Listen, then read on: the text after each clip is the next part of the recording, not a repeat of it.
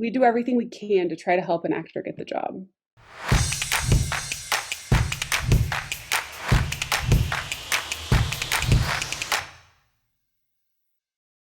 The reason you're even auditioning actors is because you want to see them in the situation, right? So you want to see them connect and bring themselves to the situation. I always tell actors, the second you come on, people are looking at you and they're going, is this person similar? Do I see similar attributes to what I've written on the page or what I've created, right? And as actors, you can just highlight the things that are similar. I don't like them to become a character. I like them to highlight how they're similar to that character. Right away in that first 30 seconds, if I don't see like things that are similar to what my filmmaker has in mind, like creatively, like attributes that are similar, then I'm not going to keep watching. Always have your own reader if you can. Zoom will inevitably glitch. The sound, the audio, the video at some point will not sync up correctly. And especially when a lot of people are on a Zoom together, that happens. So we always instruct. We have like a page and a half of instructions that we send to our actors when they have a callback on Zoom.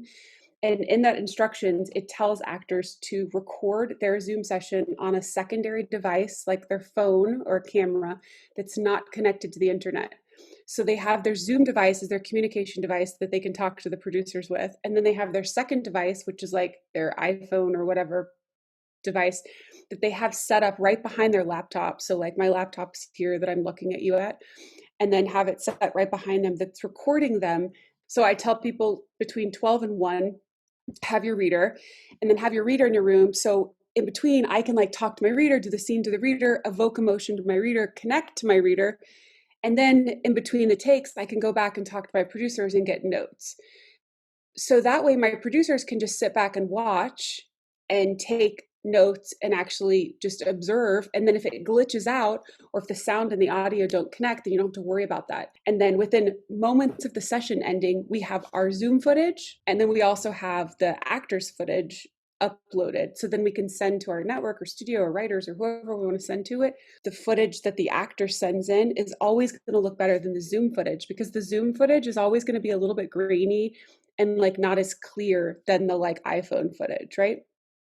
It's really important that we show little kids that they can grow up to be anything. And it starts at such a young age from them watching in the media.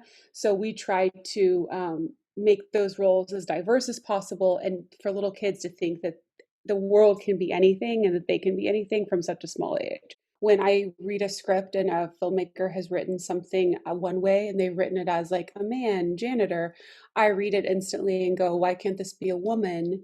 Or why can't this be something? And so like right away, my mind is always open to something. And then you're hoping that like their mind will be open to something. I feel like if someone writes the role of like a neurosurgeon, my job is to make sure that that is a person of color playing that neurosurgeon role, and that it's also like a woman. And like from very early on in my career, there have been roles that were just written for like able people, like people that you know don't need special assistance to do anything.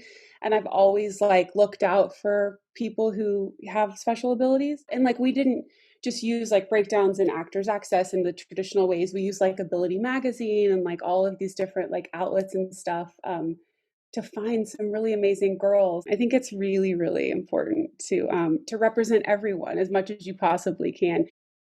When we submit your tape to our producers, like your audition tape, we're also seeing, okay, what other materials? We go on your Instagram, we'll find a recent picture of you. We'll find something where you're maybe styled up real nice, like going on a date with your husband or something, and we'll like include that picture.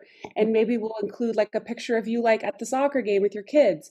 We'll include that picture, because whatever we can find that'll help our presentation of you sell you to the network or the studio, then we'll include that, right? We're the ones who selected you to come in to audition. So we're hoping and praying you're the one. So anytime your tape comes in or you audition, we're like cheering you on because we selected you to audition, right? So then when we send your tape forward, we're like hoping and praying that you're the one that gets the job. We're always cheering you on. Even though it might feel silent cheering you on, just know that there's someone else that's like behind the scenes cheering you on.